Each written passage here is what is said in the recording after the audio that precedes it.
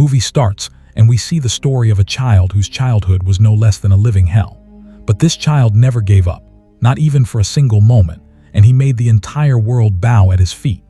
The story begins in the year 1172, and we are shown a kingdom made up of many tribes. The leaders of these tribes were called Khans, but these leaders could never get along with each other, and because of this, wars between them were a constant and brutal part of life. We are shown one particular tribe. The leader of this tribe sets out on a journey to find a wife for his 9-year-old son. His son's name was Temujin. After traveling all day, Temujin's father arrives at the home of an old friend. There, young Temujin comes across a little girl named Bort. She walks straight up to him and asks, "What have you come here for?" Temujin tells her that he has come looking for a wife. Hearing this, Bort smiles and says, "Well then, you should just marry me." Saying this, she walks away. That night, Temujin's father tells him that he wants to find a girl from a big and powerful tribe for him. But Temujin tells his father that he will choose his own wife himself. The next morning, his father lines up all the girls from his friend's tribe for Temujin to look at. Bort is among them, and without thinking twice, Temujin chooses her. The two of them are married. But according to the customs of their tribe, they can only begin living together after 5 full years. As he is leaving, Temujin gives Bort a locket as a gift and tells her, "I will come back to you very soon. We will definitely meet again."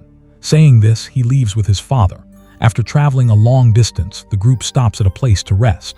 Just then, they notice that another tribe has also stopped nearby. The leader of that tribe sends over a cup of milk as a gesture of friendship. In reply, Temujin's father sends back a cup of milk as well. One of his companions warns him that he should have offered the milk to someone else first to test it. But the father wants to earn the other leader's trust, so he drinks the entire cup himself.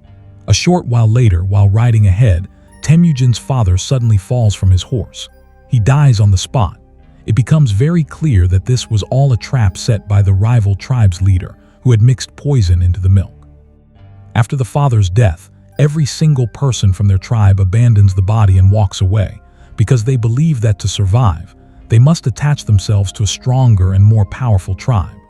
The most trusted man under Temujin's father takes the entire tribe with him and seizes control of all their animals too. As he is leaving, Temujin's mother shouts at him, saying, "You are doing something very wrong. One day when my son grows up, he will surely kill you and take his revenge." The man is unsettled by these words. He thinks to himself, "What if this child really does grow up and come after me?" So he makes the decision to kill Temujin before that can ever happen. But their tribe had followed a centuries-old tradition of never killing women or children. So the man measures Temujin's height using a wheel to decide whether he counts as a child or not. Temujin is still very small, so he is declared a child and let go for now. As he leaves, the man warns Temujin's mother, "I will come back next year to kill this boy." Time moves forward and winter arrives. Temujin has nowhere to hide and nothing to keep him warm. He remembers something his father once told him, that the gods of their people live in the distant mountains and help their children in times of great difficulty. So Temujin decides to make that journey. But while walking, he steps onto frozen water and falls through the ice. He is seconds away from drowning when a young boy appears out of nowhere, pulls him out, and saves his life. The boy takes Temujin with him. The boy's younger brother is also there. Together, the two brothers cut their own hands and mix their blood into a cup of milk. They tell Temujin, "Drink this, and after you do, you will be our brother." Temujin drinks the milk. The three of them are now brothers by blood.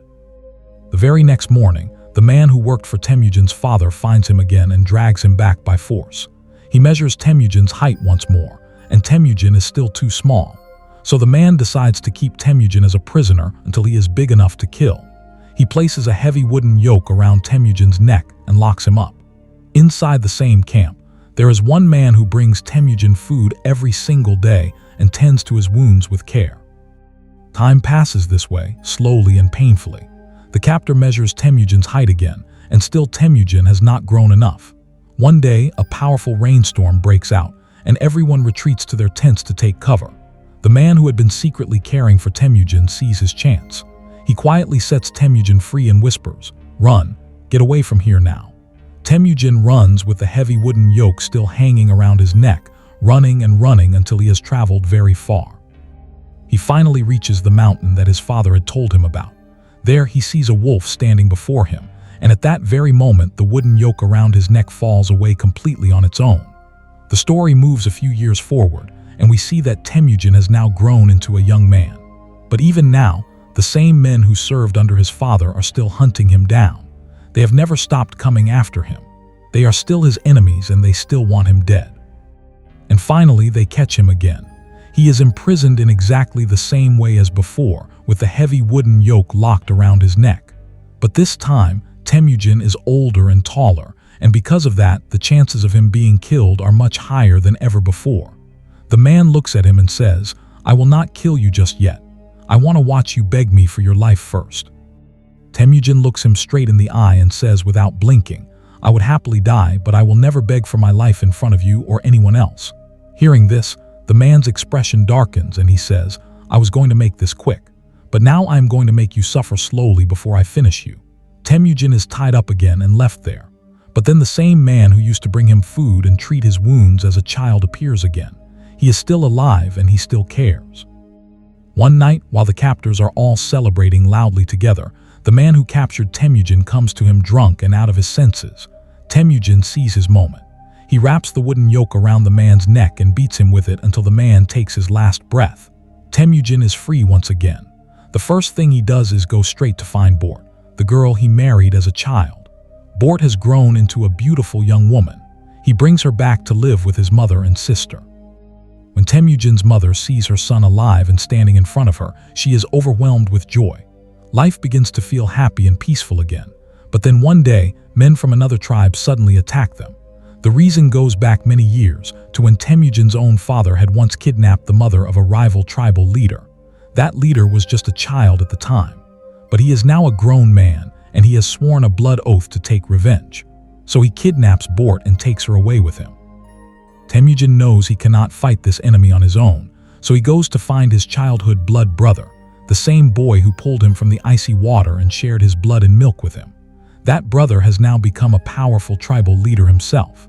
When Temujin tells him what happened to Bort, his brother says that defeating that tribe will take a full year of hard preparation because they are extremely strong.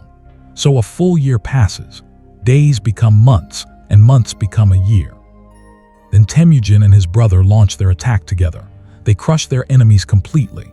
In the middle of the battle, Temujin searches the tents one by one and finally finds Bort. But by now she is expecting a child that belongs to the rival leader. Even so, Temujin loves her deeply without any condition and holds her close. After the battle, every single thing that was taken from the defeated tribe, Temujin divides equally among every man who fought beside him. He also gives a share to the families of every man who died fighting by his side. Seeing his fairness and his big heart, even his brother's own tribe members choose to follow Temujin. His tribe is now stronger than ever. But when his blood brother sees how quickly Temujin's following is growing, jealousy begins to eat at him. One day, Temujin's men catch some of his brother's companions in the act of stealing their horses. One of his men fires an arrow, which strikes one of the thieves. When they go to check who was hit, they find it is the older brother of his blood brother, the same man who had already grown to hate Temujin.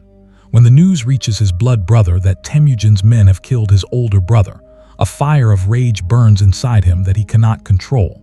He reaches out to every surrounding tribe one by one, joins forces with all of them, and prepares for a full-scale war against Temujin. Temujin already knows that he cannot win this fight. So he sends all the women and children of his tribe to safety and stands firm with just a small number of his most loyal men. He fights, but he loses the battle. His blood brother takes him captive. He does not kill him because even now, deep down, he still considers Temujin his brother. But one day, his blood brother does something even colder. He sells Temujin to a foreign tribe. Those people take him on a long journey and bring him to a large city. They place him in a public spot and offer him for sale. But nobody wants to buy him. Nobody at all. Then one day, the king of that land spots him. The king purchases him on the spot and has Temujin locked inside a cage placed right in the center of the city, so that ordinary people can mock him, laugh at him, and take out all their frustrations on him. Temujin has now become nothing more than a public entertainment. One man comes to visit him every day, ashamed of how his own people are treating this prisoner. He apologizes to Temujin again and again. Temujin looks at him calmly and says, "I need you to do one thing for me. Deliver this locket to my wife. I promise you, I will never bring any harm to your city or your people." The old man agrees and sets off on the journey to find Bort. But after many days of walking through the scorching heat of the desert, the old man collapses and dies from exhaustion. But by some miracle, the locket reaches Bort, the very same locket that Temujin had given her as a child. And now, for the first time, she knows for certain that Temujin is still alive somewhere in this world. As soon as she finds out, Bort tracks him all the way to that city. She bribes a guard and buys Temujin's freedom herself. When Temujin walks out of that cage, he sees that he now has a son and a small daughter. His family is finally complete. All of them are deeply happy together. But one day, Bort says something that changes everything. She says all tribal leaders are the same. They just keep killing each other endlessly. These words settle deep into Temujin's mind and do not leave him. He makes a decision. He leaves his family behind and sets out with one single purpose. He will unite all the tribes and build one great Mongol kingdom. He draws his entire plan around 3 iron rules. First, women and children will never be killed. Second, they will fight their enemies until their very last breath. And third, no one will ever betray their leader. What happens next is exactly what Temujin had decided. He builds his own army, one soldier at a time. And now there is only one obstacle standing between him and the throne. His own blood brother, who has built a powerful army of his own.